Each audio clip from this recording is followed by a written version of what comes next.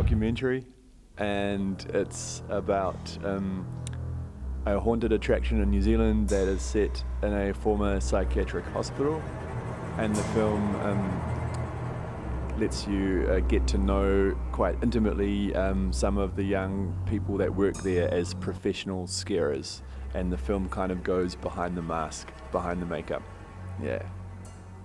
Well, I think one thing that fascinates me is that the people that work at Spookers, you know, they come up with their own characters, monster characters like Zombina, for example, in a wedding dress, David with zombie makeup, and they're often like quite shy people in their real lives, but then when they go and scare people, they can be very free and they can just express themselves and they can touch strangers, they can let out all their, I don't know, their stress from the week, that kind of thing. And for me, as a filmmaker, I have a similar thing. Like when I have a camera in my hand, I can do anything. I can jump into taxis in New York and start talking to complete strangers. Whereas if I didn't have a camera in my hand, I wouldn't be able to do those things. I'd be a lot more shy. And also, yeah, that's something I kind of relate to with these guys. They're lots of outsiders, and they have found themselves at Spookers. There's a Maori word called whānau, which means family or community, but it actually means a whole lot more. Whānau is like a big group hug or something like that. And that's what I found that the people that work at Spookers have kind of got. A little bit like for myself, when I went to art school, I sort of found my tribe and the people that I'm, you know, still close to this day. I made an early documentary of mine called Kaikoi Demolition, and that had a real sense of community too, mostly Maori people. And at Spookers is a large percentage of the people are Pacific Islanders and Maori as well.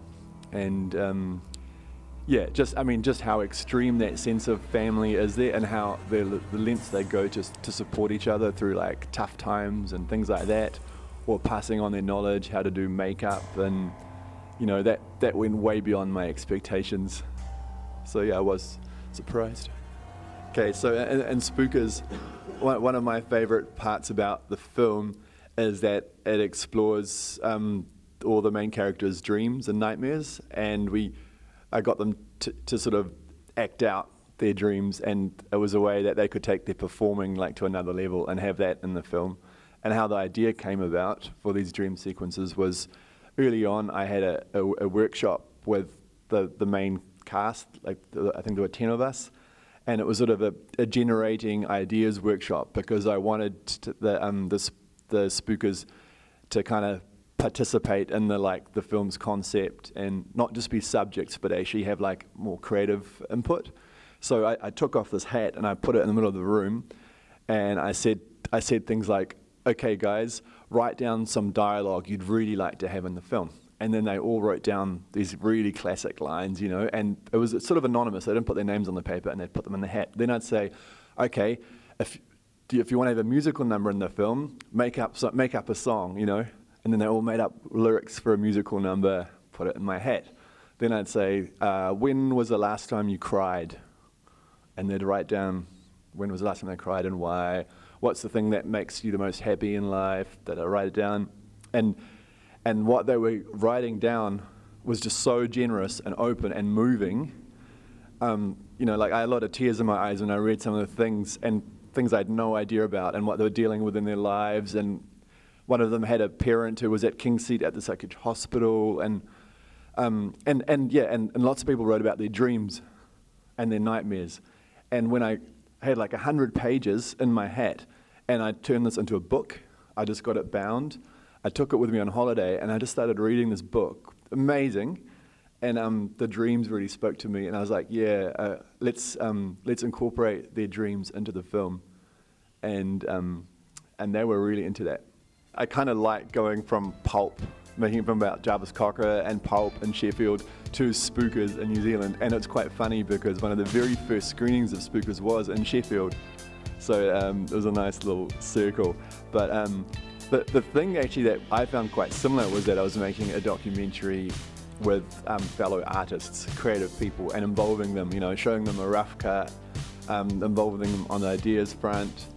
And yeah, and I mean, it was nice. It was fresh for me. Pulp such a famous band with such a, you know, big story and legacy, and to protect all that. And whereas I was dealing with people who are not known at all, they're totally undiscovered, raw talents, at their kind of rawest, and that was a really nice kind of, change. And like, I've been touring the film now, and at the world premiere we had the whole cast and crew there, but I've been bringing Huya, the clown from the film, with me, and we've been doing almost like stand-up routines at the Q&As, and it's reminded me a bit of like with Jarvis touring the film, that we'd have kind of our little act on the stage.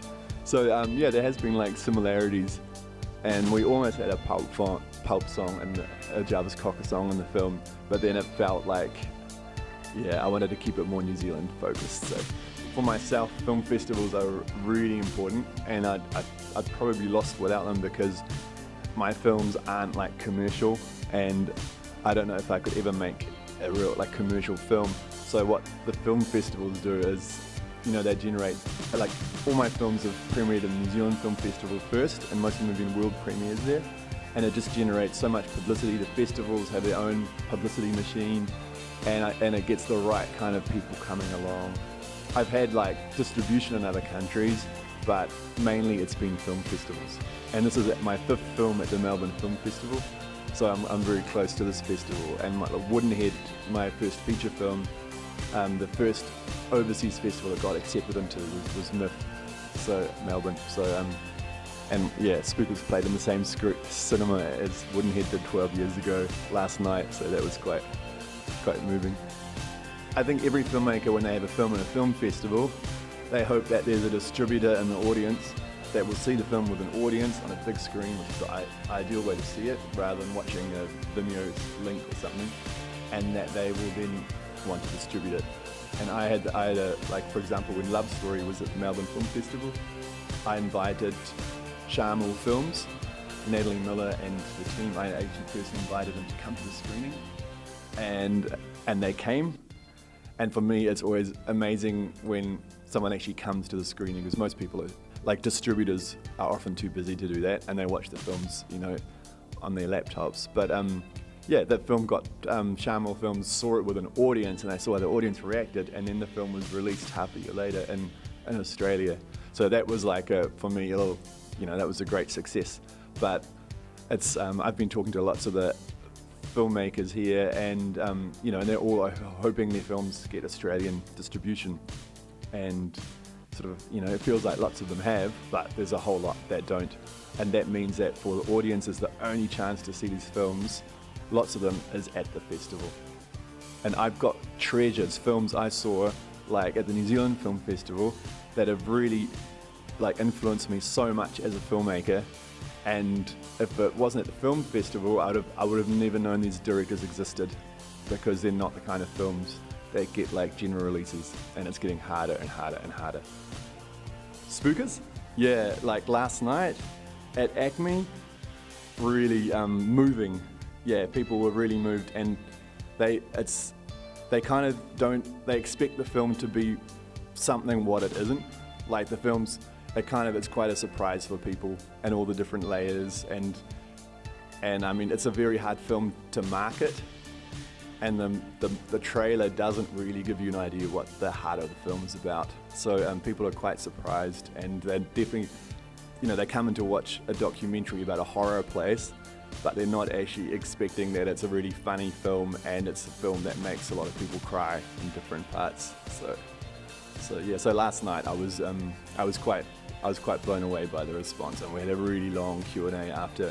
And in New Zealand, naturally, the film was it was quite amazing, the response it got, and a lot more emotional, the responses, than I ever would imagine.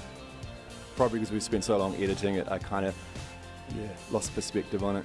But the people in it, they're really young, but they're so brave and generous. They like I wouldn't have the balls to do that. I don't have to actually think what's next after Spookers, because I was already making 2 dramas, script writing, before Spookers began.